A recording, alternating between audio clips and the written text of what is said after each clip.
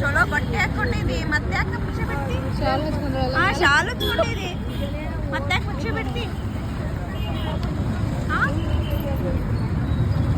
ಎಲ್ಲ ನಿಮ್ಮ ಅಮ್ಮ ನಿಮ್ಮ ಅಪ್ಪ ಎಲ್ಲಾರ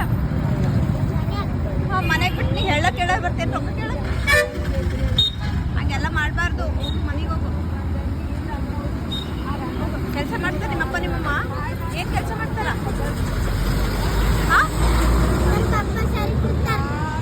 ಸರಾಯಿ ಕುಡಿದು ನಿಮ್ಗೆ ಊಟ ಹಾಕಲ್ಲ? ಎಲ್ಲರೂ ಕರೆಸಿ ನಿಮ್ಮಪ್ಪನ ಹತ್ರ ಮಾತಾಡ್ತೀವಿ.